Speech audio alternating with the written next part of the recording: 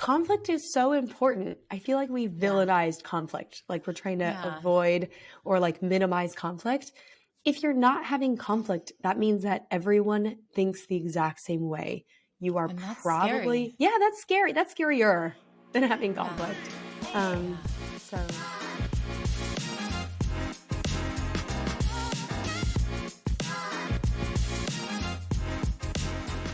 Hey, Hi. so I just had the most cozy conversation with Jenny Xia Spradling.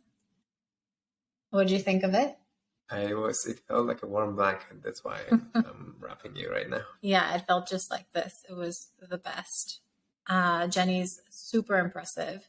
So she's the co-CEO and co-founder of FreeWill, which is a social good enterprise. And check out these numbers, guys. They've raised over 5 billion for charity for over 10,000 charities and helped 500,000 people do that. And they're just getting started. Their goal is to get over $1 trillion for charity. So very cool. And she goes into exactly what they're doing there.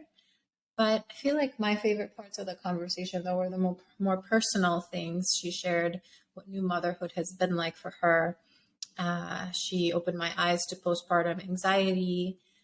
We talk about what being a female leader is like and just the work that you need to put in to fill in the various diversity gaps. So she talks about getting to 50-50 in terms of her female employees, which is very, very impressive. So I think y'all are going to really enjoy this one. And thanks so much again, Jenny, for coming on Power Hour. Enjoy. Okay, so I'd love to kick us off here. I myself am an immigrant. I resonate with your parents, and I know that you've described your mom as a hero. I'd love to start there. Jenny, let's talk about your mom as your hero. How did she influence you? well, first, thank you so much for having me. I love you any for opportunity to chat with you, Jen. I'm so glad. Yeah. Well, jumping into my mom is a very special person to me. She is just the definition of hard work and tenacity.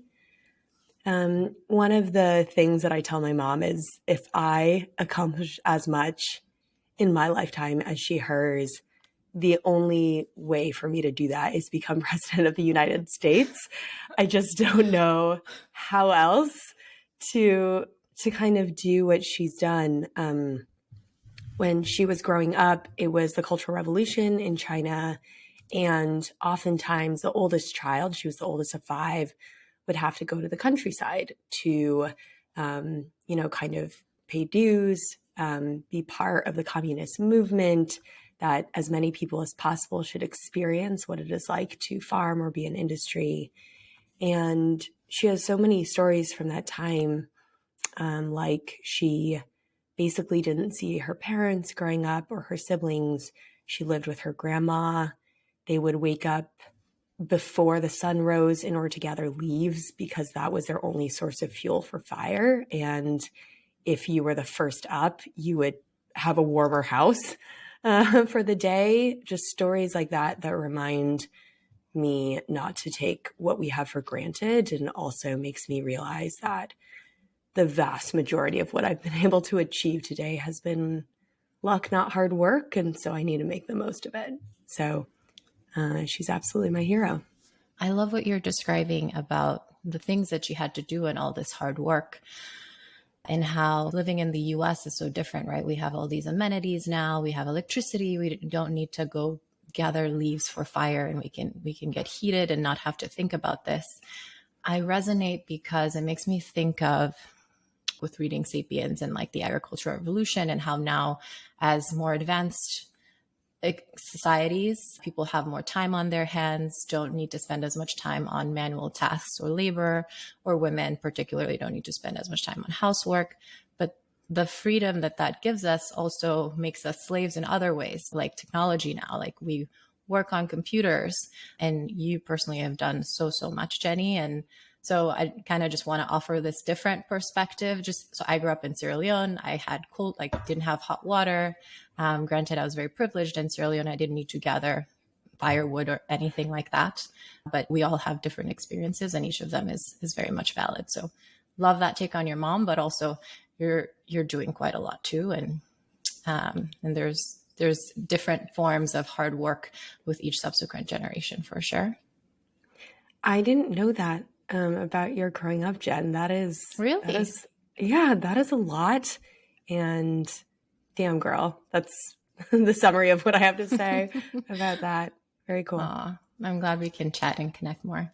Back to this notion of immigrant parents. So my mom moved to the US at the age of 60, for instance. And so she's kind of getting used to the US system. And I definitely have lots of conversations with my parents where I feel like they don't necessarily get my world, where I feel like talking to them about work, for instance, they don't necessarily understand, because my mom was an English teacher. My dad is still a doctor in Sierra Leone, and kind of these traditional paths of medicine or engineering or lawyer. And I know that you talked about having similar experiences and having to educate our parents on just kind of entrepreneurship and what the value of that is. And I've certainly had lots of convincing to do for my family as well, where they're just like, what are you doing? You're squandering your life, your potential, your education on this path that's so insecure in their minds. How has that journey been for you? Bumpy is the word that comes to mind. I think that there are times when I feel, I'm bringing my parents closer to what I do, and they're able to share in, the joy and the adventure of it. It's absolutely a privilege that they didn't have to get to have a risky career. Both my parents have been in their jobs for more than 25 years. That's the way that they were taught to do it. And they're, my mom teaches, she's a professor. My dad is an engineer. And they're just very traditional career paths that were available to them also in the country that they came from. And here in the US, I feel like we have this really incredible opportunity to participate in capitalism with all its pros and also problems by starting businesses and owning equity and being able to craft our future in this way that's a little bit more in our control. And I think they like it in theory is the short answer, but I think they still don't understand it as much as I kind of try and share kind of the stories and how things are going. Yeah. And how about today? You feel like still there's this level of not understanding despite how far you've come? I think it's a little closer. I mean, when there are a few hundred employees on a team, I think they think, oh, that's like a company size that I've heard of before, that feels somewhat stable. So I think that helps. But at the same time, I think there's still in their minds always this existential risk that next year I won't have a job, and I don't have a career path, and I don't have a boss or a safety net that's going to lift me up if anything happens. And I think that still worries them, understandably, right? Yeah. I'm their kid. So yeah, I totally agree. I feel like it's hard to get out of that. And it's all about, as we were growing up, what sounded safe and what was the desired path. And same thing for my parents. It was get a stable job, get your X amount of earnings per year, work for 30, 40 years, have your career, and then you can retire. If you live in a country where you get retirement, that's awesome. If not, make sure you save before. And this is just so different. And in some ways, I think maybe it's a bit unreasonable maybe for us to expect our parents who've had all this life experience and been taught one way to just all of a sudden up and change. And I think kind of it's talking to them every day. For me, what's been super helpful too is just trying to describe what it's like and make it feel real and not up here in the clouds. And it's all rooted in love, right? It just comes from a parent's love and wanting safety because they've experienced kind of wilder circumstances and want you to have a stable life. So we totally understand that. They moved to the US and settled in Seattle, correct? Right. What were some of the defining moments you would say growing up? I don't know if you can think to, or just there are super clear moments for you that contributed so much to who Jenny is today. And it's okay. We can come back to it later if not. Why don't you distill your 30 years or so of life right now? I do think there were some defining moments. I mean, going back to visit China, I think really made an impression on both me and my sister. We would go back every other year. Most of our family is there. So getting to kind of see them. And I remember I have a cousin who's pretty close in age who was going through school at the same time as I was. And we were pen pals because that was still a thing back when we were growing up. I had a pen pal too. Yeah. And I would kind of write her and be like, oh, like, I'm so tired. I had like 3 hours of homework after school and then, was part of this club and ran cross country, blah, blah, blah. And she responds and is like, I had classes until 10 p.m. and did homework until 2. And I'd be like, oh my gosh, wow, this is just so wildly different. And I think you see that even today with, 996, this idea that folks are working 12 hours a day, six days a week in China, just this ethos of hard work. And I think that leaves a really deep impression on me that hard work is, maybe the most morally valuable trait in a person. And have a love-hate relationship, I would say, with hard work. I mean, it is probably a thing that helped me get into Harvard, this crazy opportunity that got me every opportunity afterwards. I wouldn't have met the co-founders for my first company if I hadn't gone there. I wouldn't have gotten to go into this fancy consulting job if I had gone to the local university. And I think that's all great. I really appreciate that. And I appreciate being able to work 80, 90, 100 hours at work and being able to survive that and feel like, yes, I can do this. I feel empowered to do this. But at the same time, I think now into my 30s and having a kid, I notice that it creates an incredible amount of guilt during a time when I'm balancing, I guess, mom guilt and work guilt, when I don't feel like I'm putting in more than every other person, in terms of hours. It just is kind of these weird mind games that I don't love. So I'm still working through that, but that is a formative memory that I have from growing up. Oh gosh, so resonate. So for me, the North Star of hard work and really people that inspired me are obviously like people I grew up in Sierra Leone, and I like people would wake up pre-dawn, go farming, come back, go to school, kids, come back, more housework, and then homework, and then cook for the family, and then sleep, which also gave me this perspective of all I am doing is just, thankfully, I don't have as much housework to be doing. I'm so privileged. I just need to be studying. And then second thing that came to mind for me was my brother, who just works so hard and also taught me that really hard work and your integrity are the most important things because no one can take that away from you, really.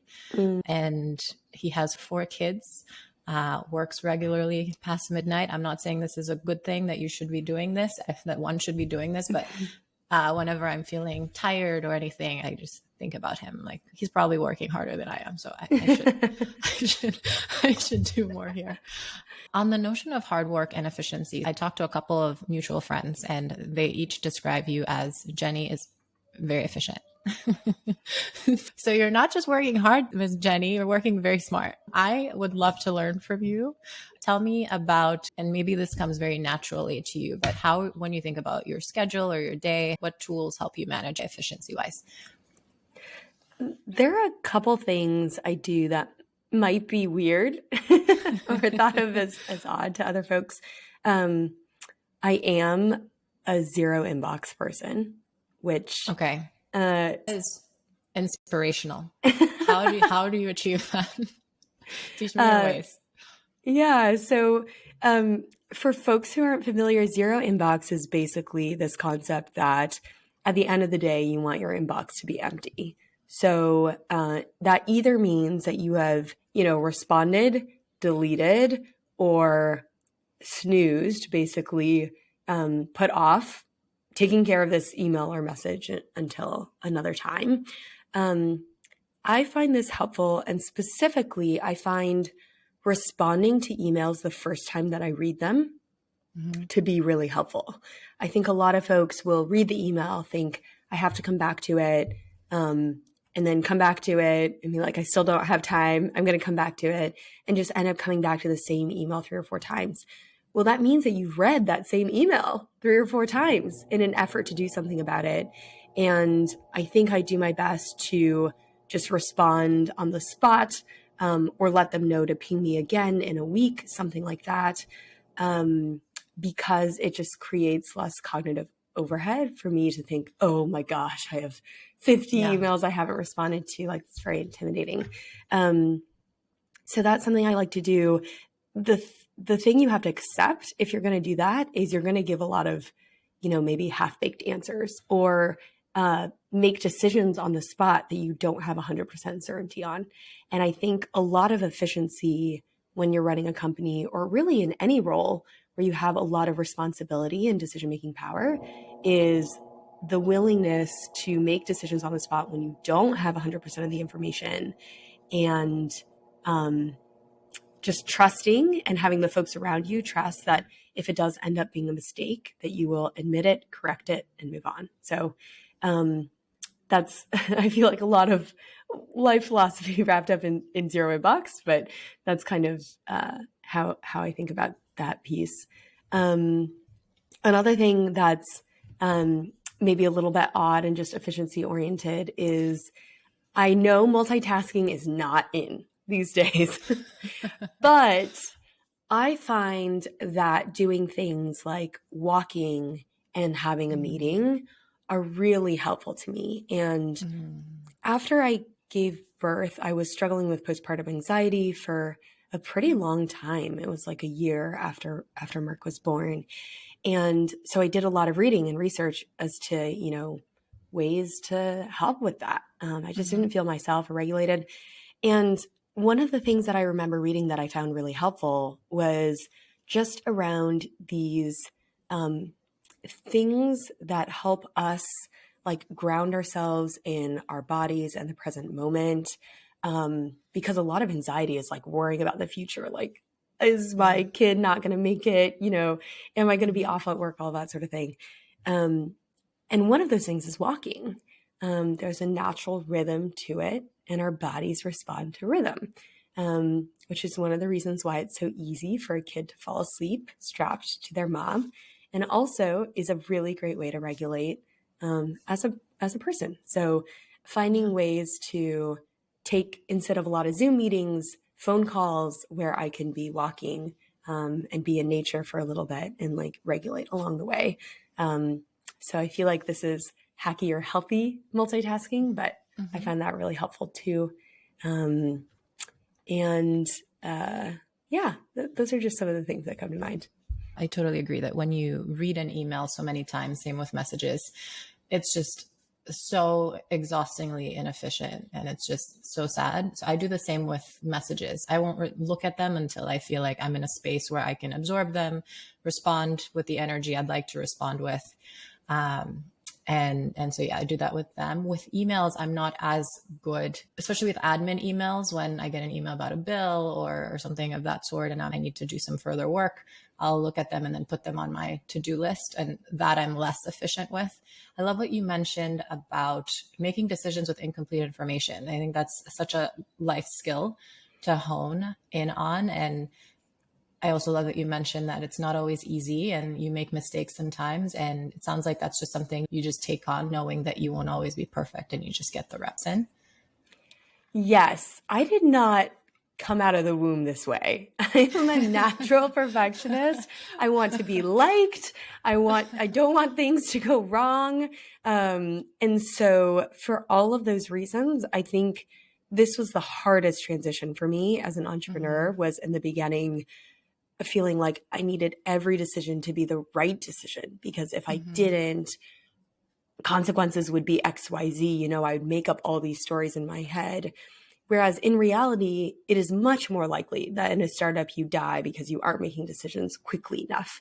Clear decisions with the rationale that you have for the information you have, and you can communicate to your team, and you move on. And it turns out that one, a lot of the times you will be right with your decision making, but also two, I think relying on the grace of the people around you, as long as you are very clear about why you made the decision and what information you had at the time. It turns out, you know, people are very gracious and understanding, because everyone deals with this stuff, you know, whether it's a small micro decision, my baby is crying, it's the middle of the night, should I go in or should I just wait 10 minutes and see if they'll fall asleep? You know, we are making rapid decisions all of the time. And I think folks recognize that as a leader, you are doing your best.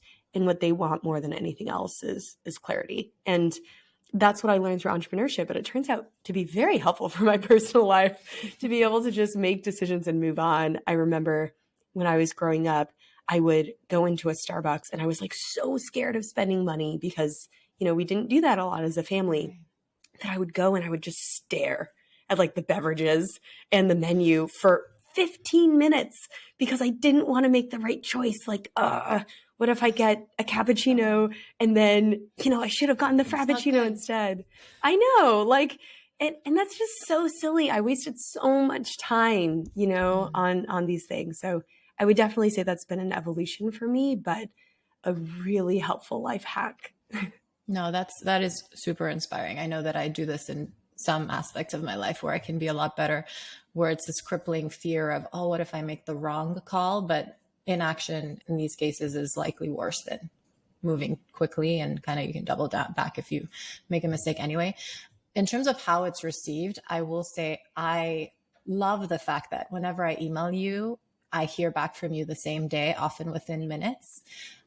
It feels really great to know that, oh, like Jenny will get back to me. I'll know it's either a this or that, and I can kind of make my next moves off of what I hear back from you. So this notion of your people want clarity, and as a leader, it's your job to give them that. I definitely feel that with you. So, so keep it going.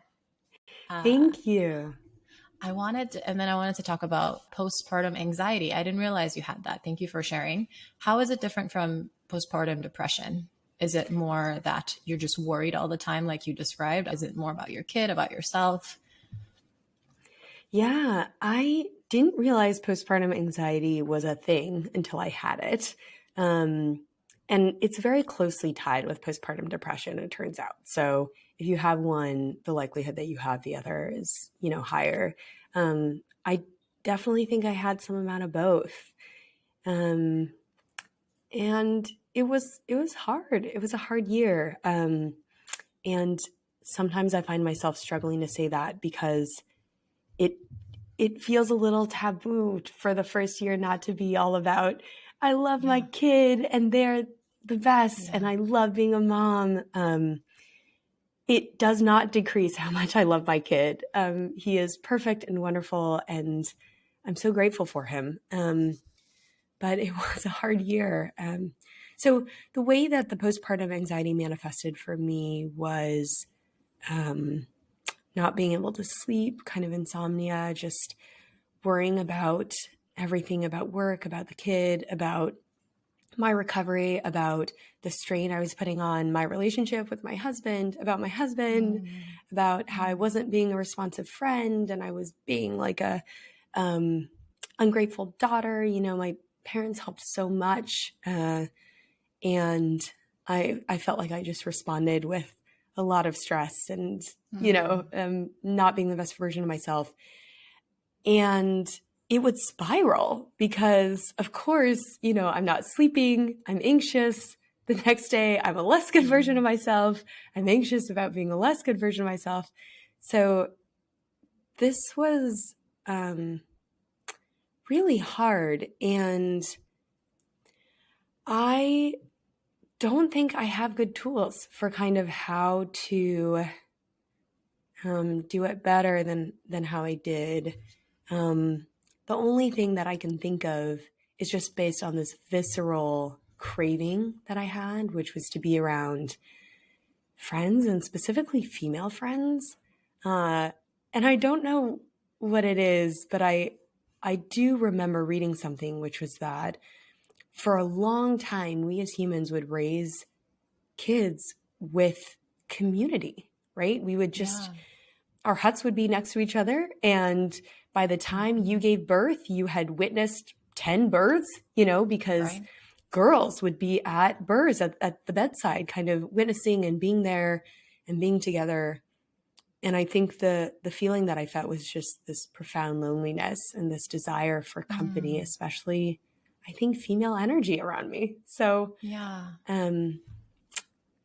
for anyone else who might end up struggling with that, go for it. Do the thing that gets you close to the people that you need to be around. Thank you for sharing that, Jenny. I think it really saddens me how, even though we're doing a much better job these days of talking about miscarriages and postpartum depression, and I just learned about postpartum anxiety. Thank you. To your point, we evolved growing up in close-knit communities. We're now more isolated than ever before. Loneliness is at an all-time high and increasing. It's an issue that we are grappling with. And it makes sense that, again, you were craving that female energy around you. And it infuriates me to hear the expectation of, oh, but you're supposed to be so happy for this year. You had a baby. How ungrateful of you to not be happy. Well, my life completely changed. I'm no longer like taking care of just me. I'm taking care of this other human who's dependent on me. Literally, there may be breastfeeding. Maybe I can't breastfeed anymore and I want to stop. And then you even have the taboo around that. Or why are you stopping breastfeeding, etc. But it's a huge change. You're sleeping less. You're taking care of someone else. It impacts your community, etc. And then on top of that, you're building a company. I know that you have a supportive partner, but I know that it puts strain on both of you. So it's so unrealistic to me, this expectation of, oh, how are you not all happy all the time? And something that we should all be talking about and just kind of burst this bubble. It's kind of like the Disney fairy tale bubble, which it's not true. That's not how it is as a new parent. Totally. And I remember there was this moment where I was calculating how much of my waking hours I was spending either feeding my child or pumping. And it was something like a sixth of my waking hours. And it was those sorts of things when, in the abstract, you're kind of just doing it and you don't realize. And it was just a step back moment where I was like, wow, this is a lot of strain on one's body. And a sixth of the time during the day, I'm literally a milking cow. That might have some different psychological effect than before, when I was spending the same time having deep intellectual conversation with my colleagues or, walking or being with friends. It's very different. And I'm hopeful with opportunities like this podcast, more folks are talking about what that experience could be like. Yeah. And just being there for each other, right? As women, as humans, as men and women, asking really, how are you? It's okay. Like, I know X number of other people who've been through it. I love this notion that whatever you're going through, other human beings have for sure gone through it. There's almost 7 billion of us today on the planet, and just learning and feeling seen and heard from each other's experiences is such a powerful thing.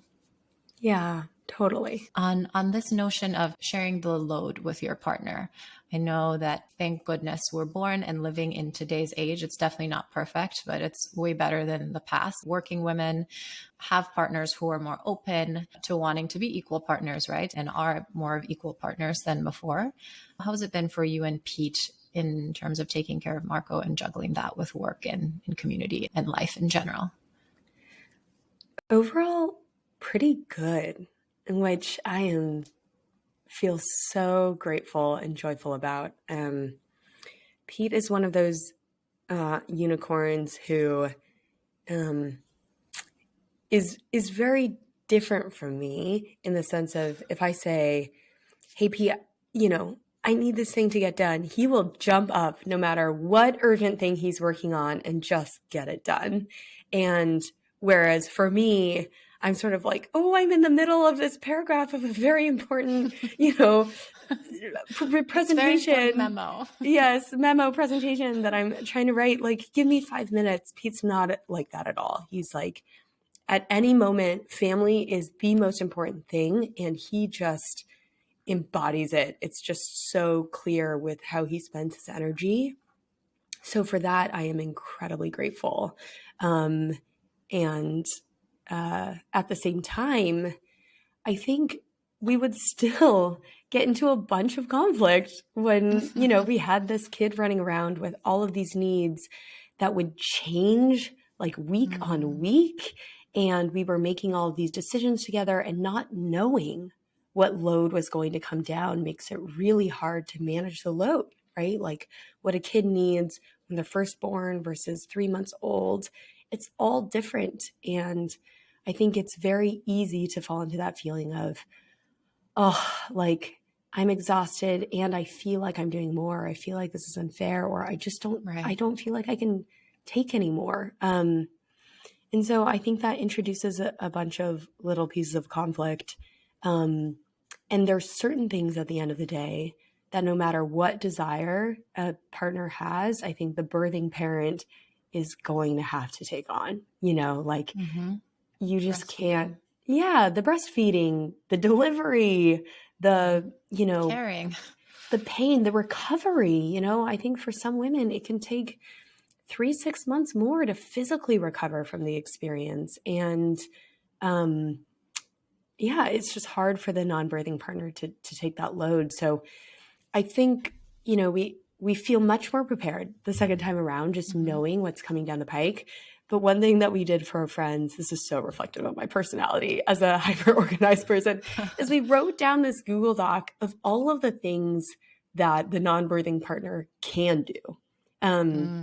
Like they can't wake up to breastfeed the child 5 times in the middle of the night. So anything that they can do, especially in those early months, like 3 to 6 months is, probably some of the most work intensive times, they should do. And so even just cataloging those things so folks have a sense of like what is coming down the pike. And we just share that freely with our I would love friends. you to share that with us. Yes, we'll send it over. It would be my joy to share this with you. You two are going to be amazing parents. Can't wait. Yeah.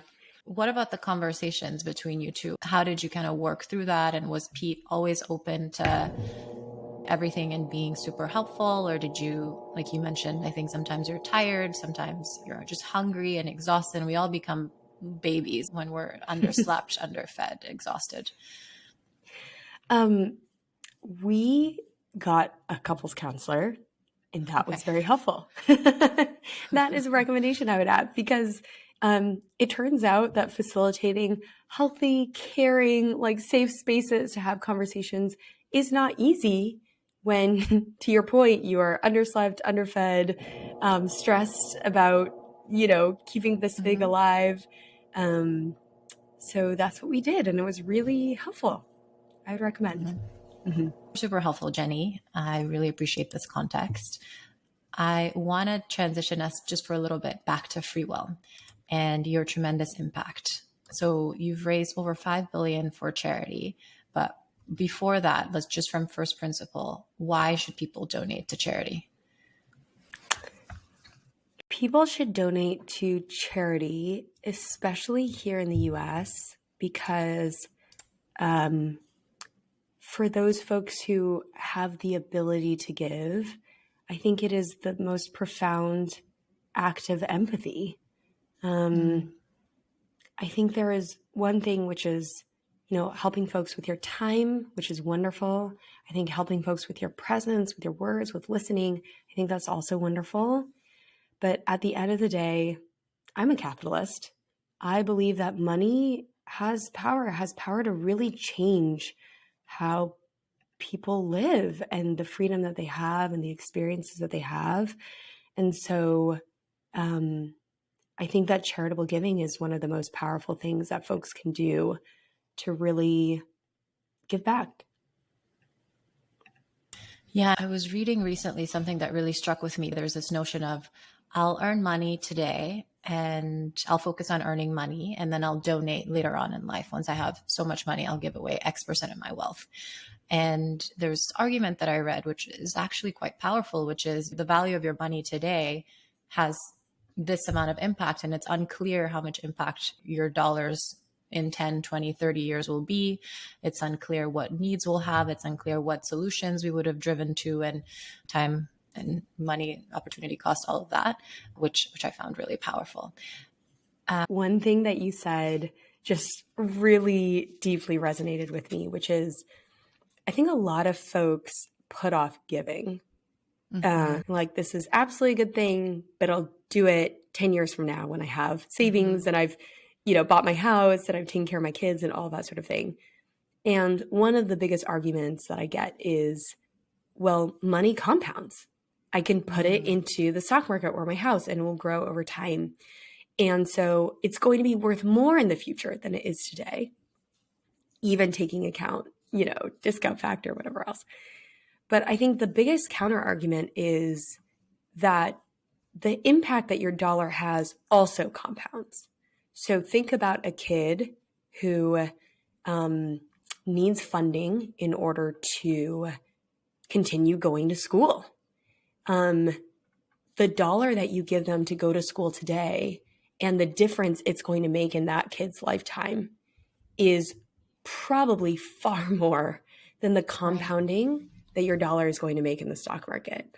And so, being a finance person myself, I feel like that is one of the concepts that many folks who have the means to give just don't internalize as much, which is this compounding of impact over time if you can give today. So I love that you brought that topic up. I just wanted to share that thought. So on products, FreeWill offers 4 different products today. First, we have our free estate planning. So this is for absolutely anyone in America. And the vast majority of Americans don't have estate planning. So we're talking a basic will, a healthcare directive, a financial power of attorney, documents that are going to help the people you care about most when you are sick and unable to make decisions on your own behalf, be able to take over the reins, take care of you and your money and your health, but then also after you pass away, that your assets go to the people and causes you care the most about. So that is what estate planning is. Why do most people not have that? Is it not accessible? Is it something we're not thinking about? The biggest thing that we hear in our interviews with users is, I know I have to do it. I've heard about this thing, but it's expensive and it's complicated and it's scary.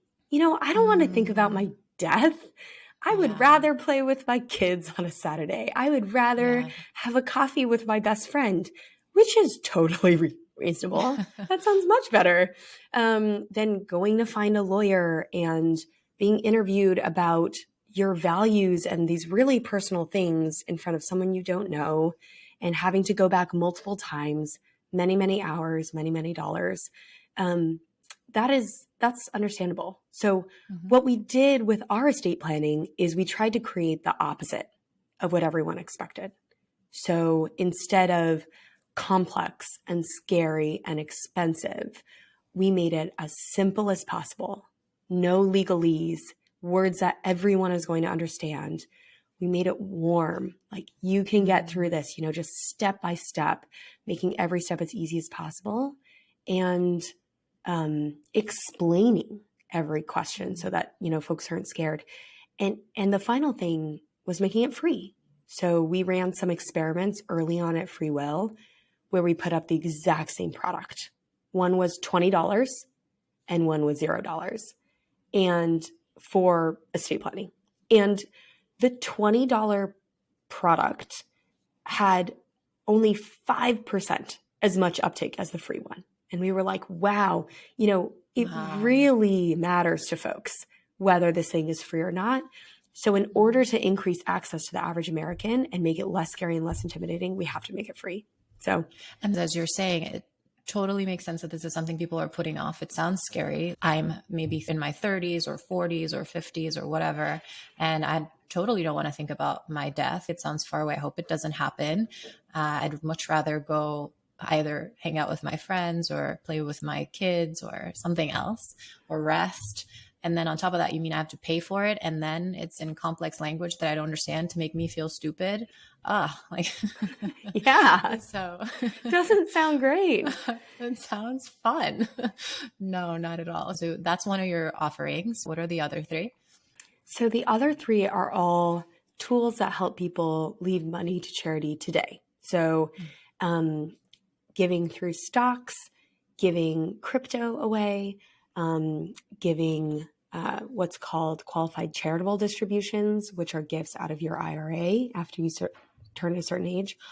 All of these gifts are tax advantaged, meaning that if you are going to take your stock, liquidate it, and give cash to a charity, they are going to get a fraction of what they would get if you just gave them that stock directly.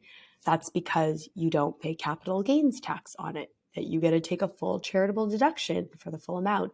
There are a bunch of reasons and tax implications for this, but it is by far and away the most tax efficient way to give money to charity.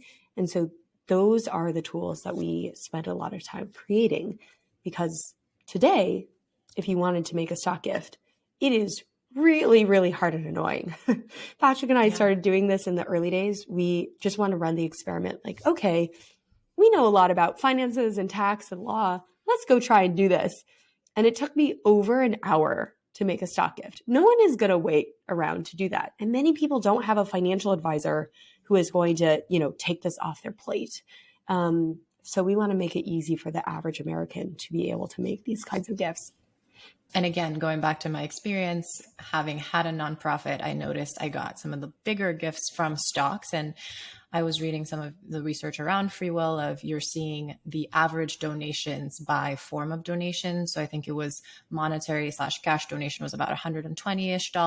Bequest was about almost $50K. Stock was about $10K and crypto $7K. And so thanks for really removing the friction around this type of giving, because it's benefiting us, it's benefiting the charities. How do you see the future of giving kind of evolving given these trends? Yeah, I mean, one of the most interesting parts of being part of a giving company is many of our greatest ideas are coming from within the company. We have 200 folks now, and during onboarding, we tell them that most of our next big ideas that are going to change fundraising are coming from all of you and not from me and Patrick. And I think a lot of folks don't realize when they join a company that they have that power. They have that power to innovate and really invent like the future of fundraising. And so that's something we talk a lot about with our team. And a shout out to your life partner, who was one of the founders of the crypto product. Like that didn't exist until he joined forces with one of our engineers, Lakshmi, in order to kind of create it from scratch within FreeWill. And so it's just a testament to how powerful it is to bring together people around a top line mission of driving $1 trillion to charity and then helping to invent that next new thing that is going to benefit both donors and nonprofits. Totally. Shout out Marcin. Speaking of hard work, he was working a lot of hours on this. And to your point, it was just so motivating for him because of the purpose of giving back. I remember in the early days of the Ukraine war, and I'm half Ukrainian, and it was so personal. And he just mobilized with Patrick and you guys launched the Ukraine giving with crypto. So really, really tremendous impact. And everyone needs to check out freewill.com. But you have such an audacious goal of raising $1 trillion for charity. And I love that. Also, you've raised over $5 billion for charity. That's huge. It is. And Thank you, I guess, for saying that. Really, really changing the world. And I think there are so many ways of doing that. And it's easy to kind of throw out compliments, but not throwing this out lightly. Really appreciate that. I think many entrepreneurs, we will get, caught up in all of the things that we haven't solved yet, and all of the problems that are happening. And it's just so easy to forget Right. the big story. Yeah, I think we're Right. raising now something like $5 million a day for charity, which Right. has been And pretty it's cool. this kind of brick by brick, right? You're raising 5 million a day and you're focused on the day to day. And we talked about this efficiency of decision making and not holding things up. And it's all the little steps that surmount to this larger. I bet sometimes you peek up and you're like, wow, look how far we've come. But I'm sure it has to do with all the focus that you and the team are putting in place. Speaking of this focus, you're over 200 people strong now. Congratulations. Thank you. If you were to say what's contributed to your growth and success thus far, besides Patrick, your co-founder, who we adore. Yeah, I know y'all are such a great partnership. I know you lean on each other. Every time I speak to Patrick, and I used to see him quite a bit, he lived in Austin, he raves about Jenny and how supportive Jenny is. And I know you feel similarly. that was going to be the first answer. So I feel so lucky to have met Patrick when we were all in business school together. We are very different humans, and it still shocks me today, given how different we are, that we have such a productive and supportive and wonderful partnership. But we think differently, we work differently. And to me, I think that's one of the most important parts of diversity. Like when we talk about diversity, equity, and inclusion, yes, people come from different backgrounds, super important, but the implication of that is thinking differently or experiencing things differently or being able to empathize with users differently. And that is where the magic is made. And so in some ways, yes, it's been hard to work with someone who is maybe the opposite of the carbon copy of myself, except for that we're both very competitive and really like games. But the benefit to that has been it's so much easier to welcome in true diversity of thought into the fold as we've grown, because that's how we started. We started with, things not just decisions not being made because one person says, this is my decision, it's done, we're doing it, but rather a efficient, but nonetheless negotiation around, okay, you see it this way, you see it this way, share your data, share your assumptions, share the options you considered. Okay, I see how I had different data from you, or I had different assumptions. How do we figure out which assumption is correct as quickly as possible? Okay, we figured it out. We can make a decision and move forward. And I think that foundational way of going about making decisions and appreciating each other as peers, even from a power perspective, right? We have the same title, co-CEO, has been really helpful for growing the company and bringing more and more ideas into the fold and making the best of those ideas. So that's one thing. The other thing that I think we've solved for, which is maybe a bit unusual, is low ego and humility. Patrick and I had been doing all of the interviews for everyone joining FreeWill for probably way too long. We were still doing much of the outreach and much of the interviews up until maybe 2 years ago. And one of the things we solved for was around this kind of low ego, humility. Can you take feedback? Can we give feedback to you live during the interview? How are you going to respond to that feedback? Are you able to come up with examples of where you've made mistakes in the past? Do you own the pieces of it that were your responsibility? Or do you immediately go and talk about all the other factors you didn't have control over? So I think by bringing together folks who have those traits, it makes it a lot easier to have discussions. It makes it a lot easier to have grace for each other when we make mistakes, things like that. So I would say that in addition to some brilliant ideas, Patrick had the additional idea for FreeWill. Many people at the company, like Marcin, have had the follow-on ideas for FreeWill. Raising those ideas up, the best ideas, is one of the biggest challenges that startups have as they grow. And so these are some of the mechanisms I think that have helped us do that. Yeah, I think you brought up a profound point that I want to make sure we highlight on the two things you just described. So one about diversity, and two about low ego and humility and openness.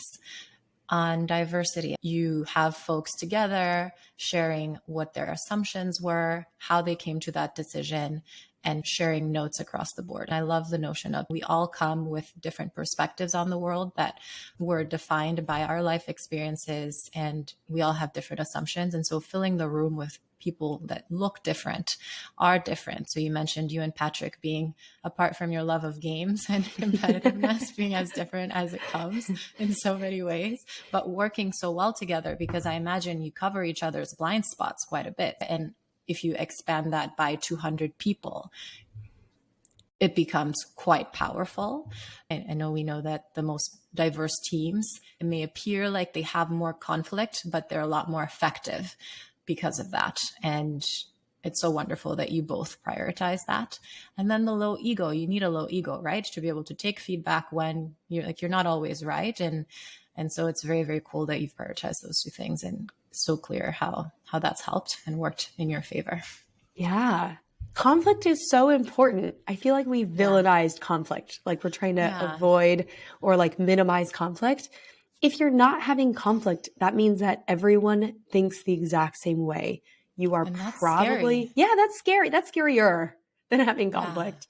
So I absolutely agree. And then on this notion again of inclusion, you have crushed it, both of you, FreeWill in general. I know you have over 50% female engineers. Lots of folks struggle with this. There's all this talk about, there's not enough people in the pipeline or access, and that's definitely true.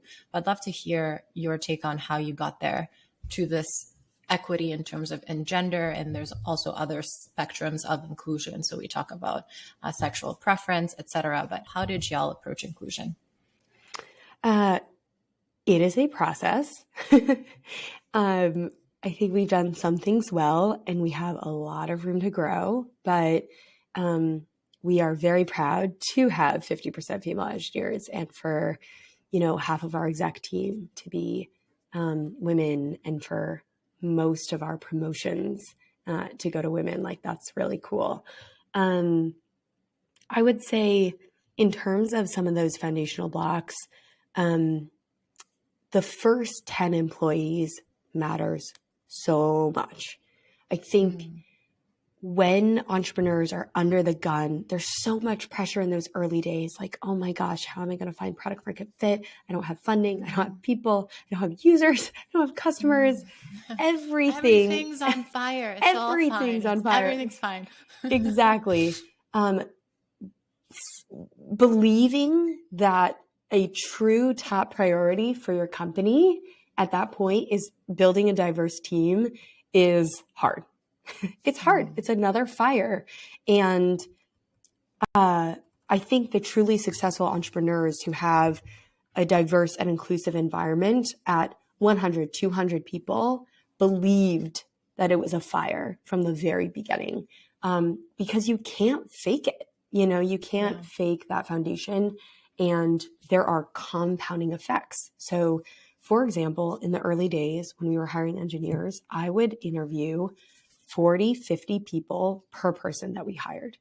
That is a ton of time. I'm like scheduling my own interviews, doing all of the interviews, and it's basically my entire week is just interviewing when I could be, being a better product manager or whatever else. But it was important to us, and therefore we were able to, in the early days, I think, have that ratio. And since then, our female engineers have had such a great experience on the team. They recommend their friends. They are so genuine when they talk to other female engineers who are applying, when they ask, like, what's your experience? What's it like? It's almost like this mystical experience of being somewhere where bro culture is not the main engineering culture. And to be able to share that genuinely is the thing that keeps more people coming, right? You just can't fake it. So that's what I guess I would encourage other entrepreneurs who are thinking about this to do, even if it might feel like just one more fire. It should feel that way, I guess. In terms of areas to improve, though, I mean, to your point, there's so many axes of intersectionality and of identity, and what identity matters to someone the most. You have no idea. I mean, I am a Chinese American daughter of immigrants from the Pacific Northwest, who has certain, values, and any of these identities could be a thing that really defines my values or the ways that I think, but they also might not be. So I think the thing that we have worked on since then is pick your focuses, pick your battles from the very beginning. For us, I think it was very much like gender inclusion. And then when you feel like that engine is working, keep going, right? Like, you can always do better.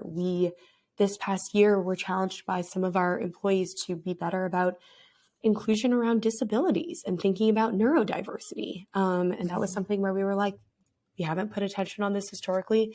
That is okay in the spirit of focus, but this is going to be something that we focus on now, and that's okay. So I think just approaching this like everything else, having the humility, being focused, and making sure that you care about it from the very beginning are probably some of the things. Yeah. Having done interviews myself, 40 interviews, 40 to 50 per one person you're hiring, that is a lot. And I respect that focus. That's a lot for anyone who interviews people. So you can see how just really prioritizing it is what made the difference. And you got to put in the work to get the output. Totally. Have you seen a difference in women and men and how they lead? I think each individual is different. So every individual is different. So I feel like it's very unfair to say, oh, this is how Jenny leads versus this is how Patrick leads. And this is a representation of women and men. And you are co-CEOs, which is wonderful. We're seeing more of those come up. So great that you're paving the way. But as you look at your organization, what sticks out to you? There are definitely patterns. And I ask this because I speak to women, for instance, who want to enter entrepreneurship, Jenny. And I just notice so much more hesitation among women that I speak to versus men. And so to me, I'm figuring out what is it about, for instance, how women think. I think women may want to be more sure of something before they pull the trigger.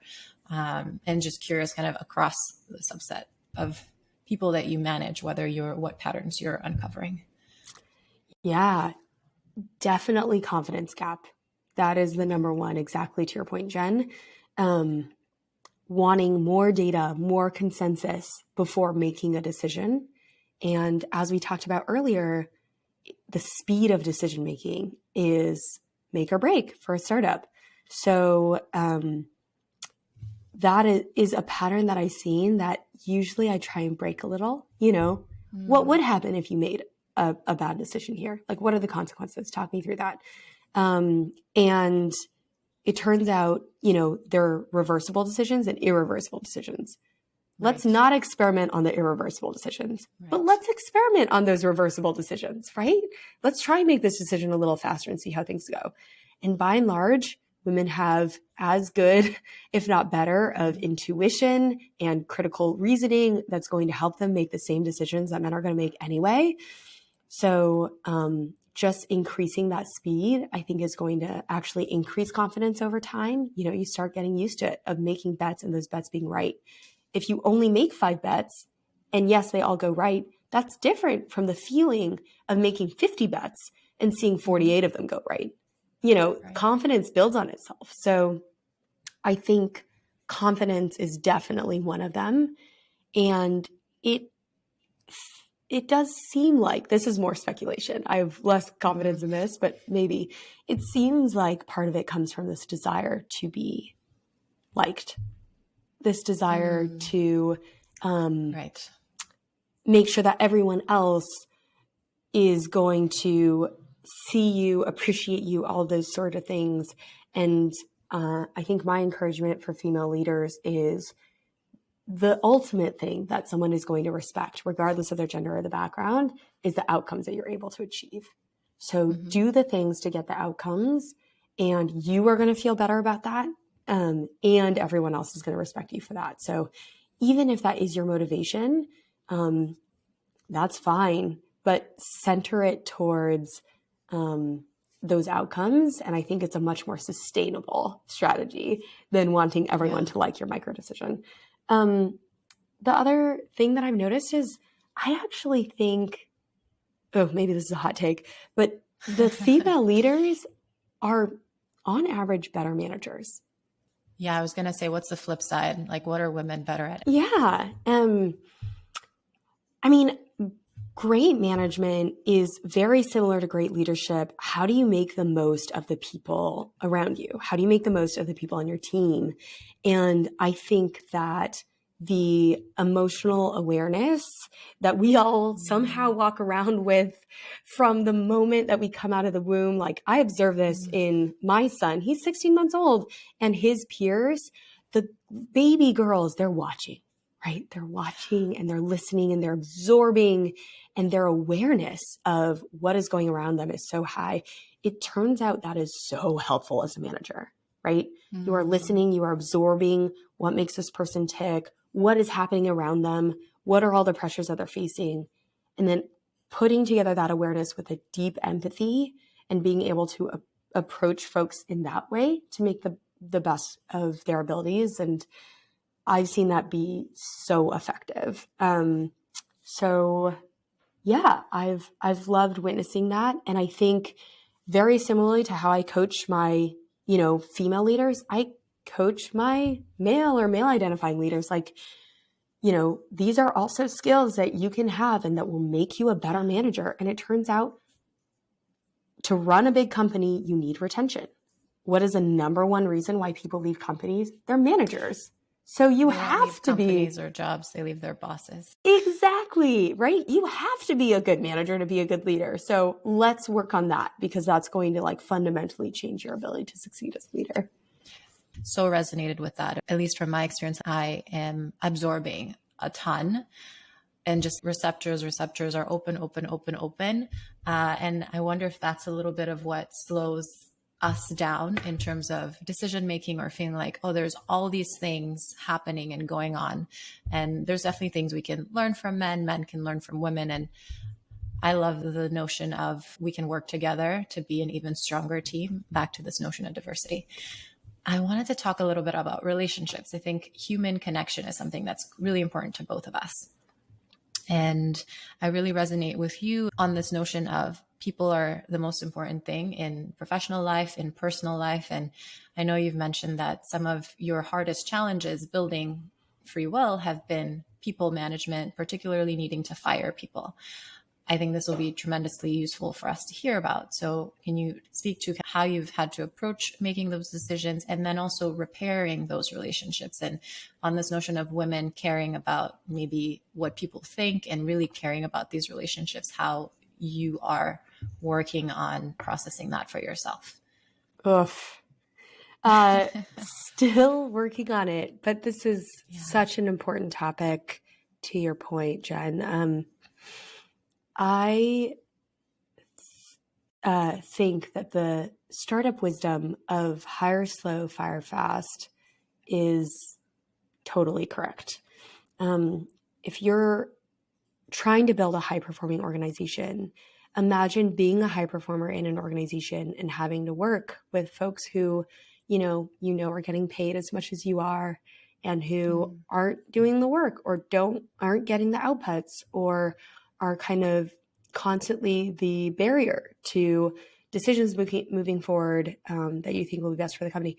It's grating, and it brings, I think, the overall morale of the team down. And so I think just addressing that as soon as possible is so important for building these healthy, thriving, high-performing organizations. And it's a struggle because that feels so cold to say, right? Because there's a real individual at the end of being fired who has maybe family obligations, who has, maybe themselves to support, other folks to support, and that salary really matters to them at the end of the day. So I think being able to at once hold intention, that deep empathy for this individual, but also what you need to do in order to get that end outcome in the high-performing organization, I think that's hard for any leader, and it's definitely been hard for me. I remember there was a time when I had let someone go, when they told me, "You are the worst manager and leader that I've ever had. You are making a huge mistake. You are going to regret this." And, basically, I can't believe you would do this to like the team and the company. My goodness. It was It's interesting because I'm already feeling so defensive of you. I want to just be like, well, that just tells me that this was the right call here.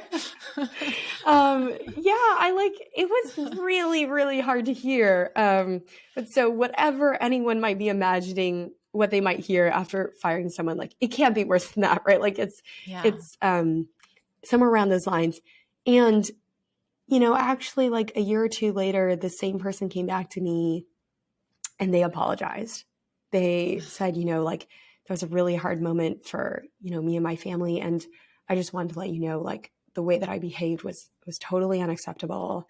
And I actually now being in a new position, that's a different position and one that fits my skill sets a lot better. Like I understand why you did it.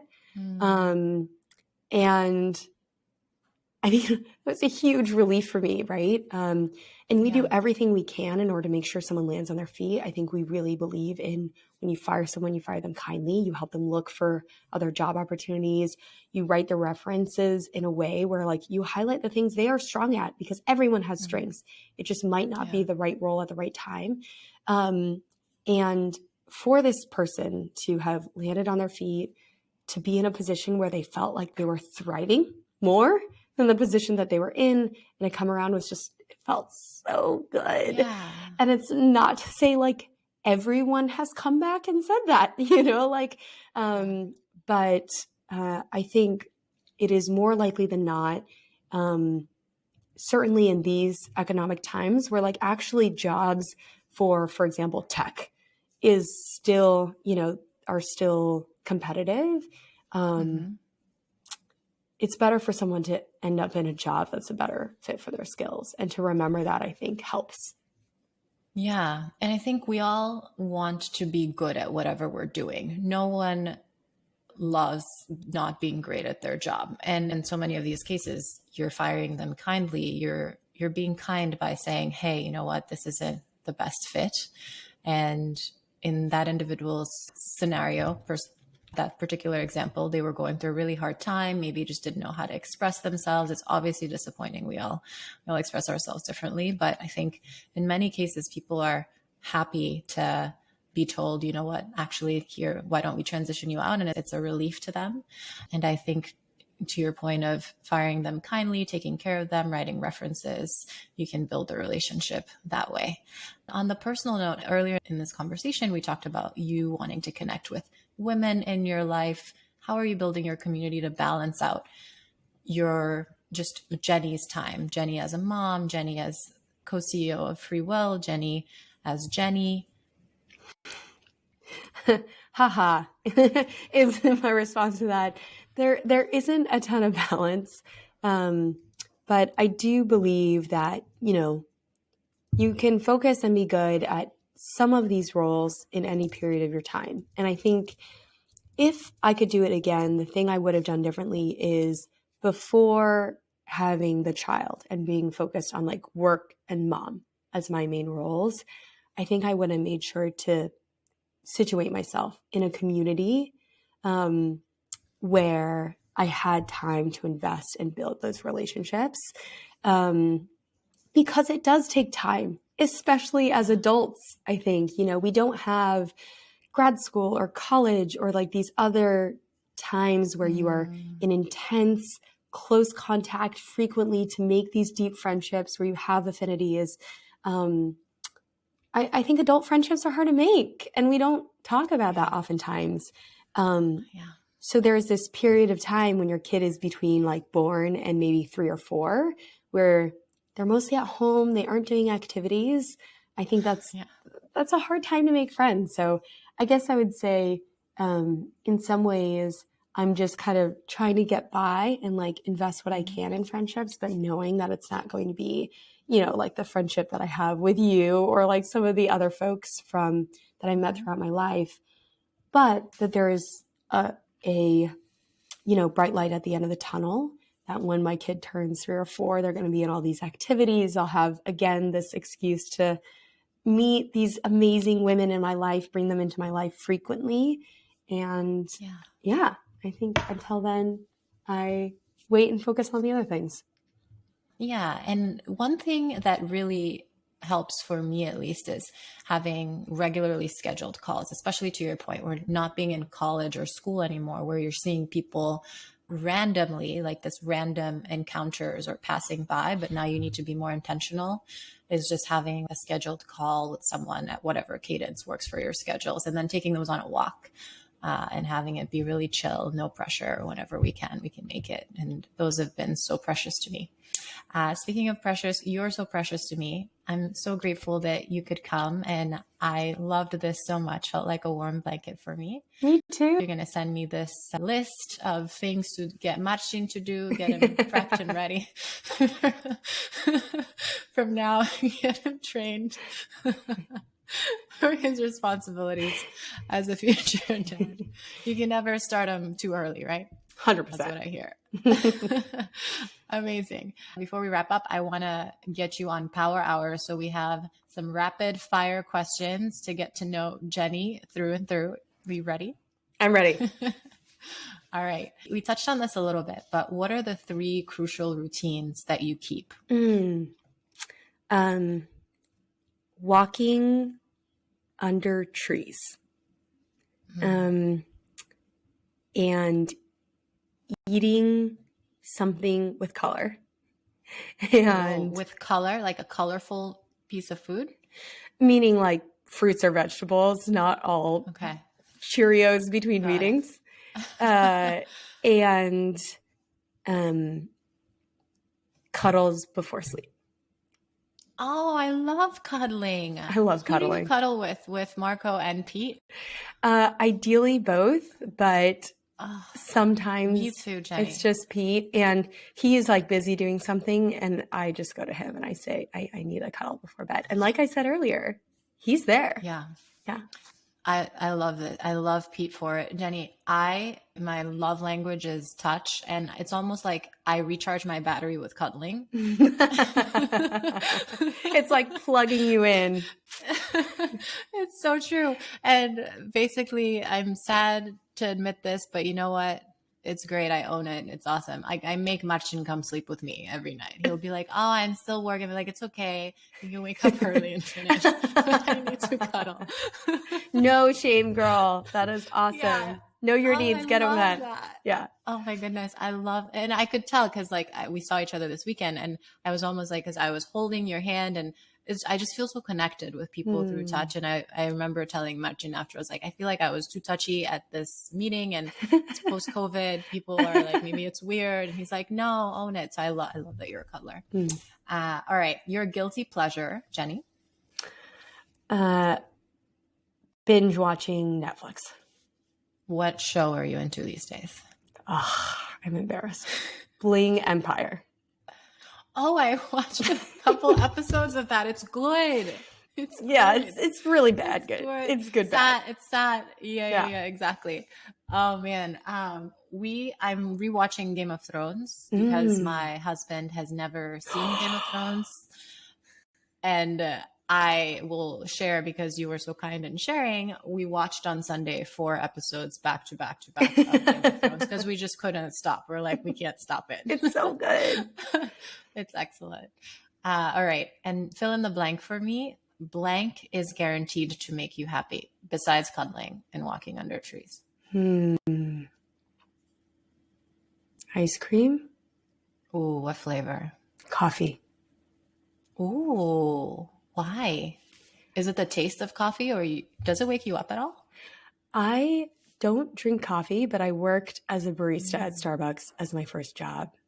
And sometimes I joke that if I wasn't working at FreeWill, I would be a barista again. I love the smell. It's so cozy. I love the smell too. All right. When was the last time you were really proud of yourself? Oh.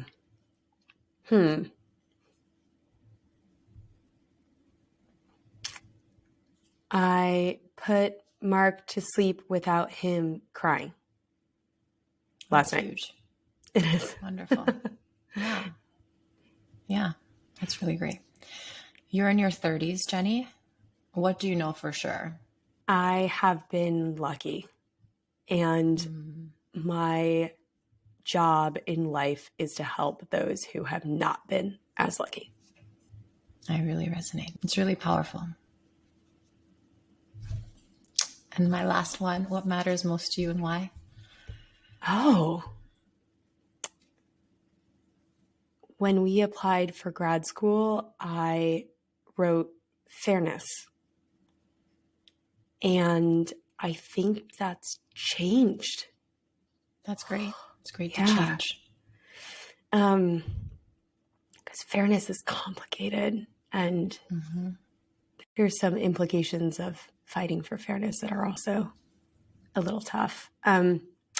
So I think the thing that matters to me most and why is right now, I think it's my family. Yeah, that's wholesome. And that's so true. It's just true. Wish I had a more interesting answer.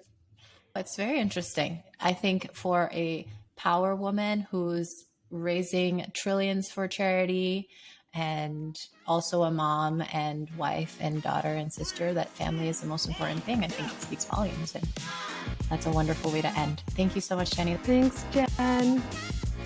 Yay.